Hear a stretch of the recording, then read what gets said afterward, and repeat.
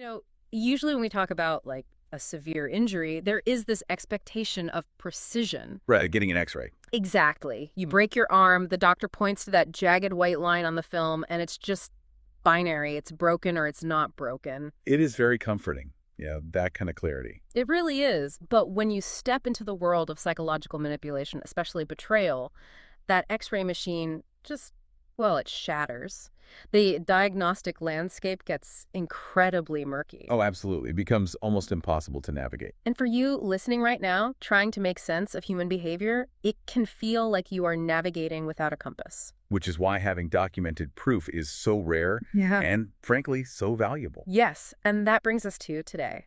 Welcome to the deep dive. We are taking a forensic look at a highly personal manuscript. It's titled Psychopath in My Bed, a Memoir of Deception. And what is so incredible about these sources is the sheer volume of raw, time-stamped text message screenshots. Yeah, it is not just, fuzzy memories. We actually have a real-time digital paper trail documenting the complete unraveling of this relationship. It's fascinating to read. It is. So our mission today is to dissect how empathy can be weaponized. We are looking at how a dark triad personality can bypass logical cognition, literally hijack your nervous system, and turn your best qualities against you. It is a brutal process to witness, honestly. Okay, let's unpack this. Because to understand how this trap is sprung, we have to look at the foundational blueprint. Right. And it starts with a very specific conversation. Yeah, the author refers to it as the baseline conversation. And you have to remember, this took place during a particularly vulnerable low point in her life. Which is key, right? Extremely key. So early in the relationship, they were on a walk, and she explicitly laid out her boundaries. She was very clear about what she wanted. She was. She established a strict one-strike rule. She told him she would never tolerate lying or cheating. Exactly.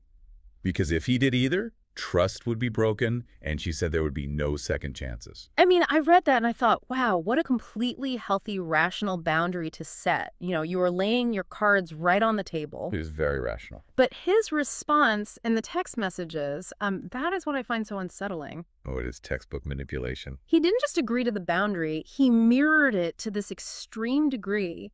He texted back that he wasn't a cheater, but rather a thief, because he was going to steal her heart. Which sounds so romantic on the surface. Right. I mean, it's clever. And he insisted he never lies and told her not to ever lie or cheat on him either, thus establishing this completely false baseline of absolute trust. And that mirroring, that is the very first critical mechanism of the manipulation. How so? Like, what is he actually doing there? Well, he isn't just agreeing with her. When someone with dark triad traits, and by that we mean narcissism, psychopathy, and Machiavellianism, when they encounter a firm boundary, they do not view it as a wall. They don't respect it. No, they view it as an instruction manual. Wow, an instruction manual. That's terrifying. Yeah. By immediately reflecting her core values back at her, he neutralized her primary fear. He presented himself as the exact safe harbor she was looking for. Out of all the chaos surrounding him, she thought, well, at least I don't have to worry about him cheating on me. But I struggle to understand how someone stays when the trap actually closes. What do you mean? Well, you have this baseline, your logic is intact. Surely the instinct to run kicks in when things start getting weird, right? You would think so. But the instinct to run is bypassed through the weaponization of vulnerability. There's a specific incident in the manuscript that perfectly illustrates the origin of their trauma bond. Oh, the driveway moment. Yes. He walks her to her car one night, tells her to wait, and then he runs back inside his house. And he comes back out with some very specific item. He returns holding a goofy Christmas ornament with a broken leg and a childhood photo of himself sitting in a little red wagon. It's so weirdly specific, like props in a play. It is. And he hands them to her and says, "This little boy loves you." I call that an emotional Trojan horse. We usually think of manipulation as, aggressive or controlling. Really dominating behavior. Exactly. But here, the vulnerability itself is the wooden horse. The broken ornament, the baby picture, the sob stories he told her about his exes cheating on him. It is all designed to trigger a specific reaction. Yeah, that display of fragility triggers her natural empathy. And the listener's empathy opens the gates, allowing the manipulation to sneak right inside. Because the physiological response to perceived vulnerability is profound. It bypasses our logic entirely. It completely bypasses it. When we see someone presenting themselves as a damaged, innocent soul, our biology literally compels us to nurture and protect them. So he is using her own biology against her. Yes, he essentially placed his fragile heart directly into her hands, making her feel completely responsible for his emotional safety. Okay, but if vulnerability gets him inside the gates, how does he lock the door so she can't escape? Because the timeline in these texts, it moves at an absolute warp speed. What's fascinating here is a tactic known as future faking. Future faking. Okay, bring that down for us. It is used to construct an inescapable shared reality in the victim's mind. Normal intimacy builds gradually. It takes mutual vulnerability over time, just jump into it. Right. But here, there was an engineered acceleration. He constantly claimed they were soulmates and that their meeting was, meant to be. And he weaponized that destiny narrative whenever she expressed concerns. Like, she had completely valid worries about how fast things were moving, and he would just amp up the soulmate talk to drown out her logic. And it wasn't just talk, which is the scary part. No, the texts show intense love bombing. Planning these romantic Valentine's Day texts, talking about a dinner of crab legs and steak in their quote-unquote new house. Taking his son out for cheese fries. Yeah, the magic 8-ball prediction of them growing old together. I mean, they bought a wedding gown, they were picking out decorations and moving in together. And the ultimate manipulative gesture, which really stands out, is when he woke up early and used a Sharpie to write, "I love you," all over the empty cardboard moving boxes. Oh, wow. That is just so calculated. It is. And that physical manifestation is the true danger of future faking. By creating this intricate, shared reality, the house, the dress, the boxes, he ensures that the psychological cost of leaving becomes devastatingly high. Because if she accepts the truth of his bad behavior later, it means the entire reality has to die. Exactly. Everything she had planned, the wedding gown, the future, all of it would be over. You have to mourn a life that never existed. I have to push back on a chilling contradiction in these text messages, though. What did you notice? Well, during the love bombing phase, he is incredibly sharp. He never misses a beat. He remembers everything she says, like with the one-strike cheating rule. Highly attentive. Right.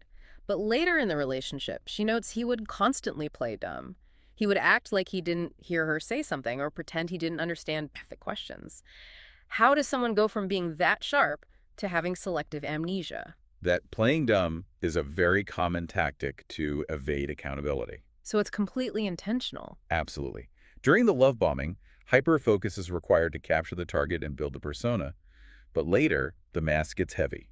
Pretending not to understand forces the victim to exhaust themselves explaining basic things. You have to explain basic decency over and over. Right. It shifts the cognitive load, keeping the victim off balance and defensive, which seamlessly leads into the period where his mask finally began to slip. And boy, did it slip. We move from soulmates to what she calls the roommate phase, the collision of that romantic narrative with the gritty, undeniable reality of his serial cheating and drug abuse. The cognitive dissonance here is just staggering. It really is. I mean, the brazen infidelity. He stopped coming home from work. He eventually started spending 5 nights a week sleeping at another woman's house. And his excuse was almost insulting in its simplicity. Oh my gosh. He said she was just a friend who lives closer to work, and he didn't want to drive in traffic or be late. Which logically makes no sense in a committed relationship. None. And then there's the driveway incident. That one is particularly brazen. They are inside watching a movie. He pauses it, says he has to run outside for a minute. 15 minutes go by. She looks out the window, and he is actually cheating on her in a car parked just 3 houses down. While she is sitting on the couch waiting for him to unpause the movie. Yes, it's insane. And then the drug use and theft reveal in the texts, the reality was so gritty. Him nodding off on the toilet, changing his phone password. Taking her car while she was in the shower. Keeping the car out until 8 a.m. at a motel in Lakeland and then screaming at her on camera. This is where cognitive dissonance completely breaks down the victim's reality. How does that actually work in the brain, though? Well, the author's brain logically knew he was cheating. The evidence was everywhere. But her mind aggressively rejected it because of that very first baseline conversation where he promised he wasn't a cheater. Here is where it gets really interesting to me, because I compare this to a severe computer glitch. The glitch. Yeah, the brain freezes because the core programming, the idea that he is an honest soulmate, violently conflicts with the incoming data. The incoming data being that he is sleeping at another woman's house. Exactly. The brain can't process both, so it glitches.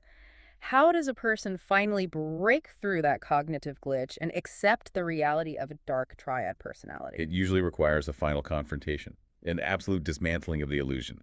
For the author, it started with a very clear ultimatum. Right, she told him, I am not going to force you to do anything. You do what you want, and I'm going to react accordingly. She drew the line at him sleeping elsewhere and blaming her.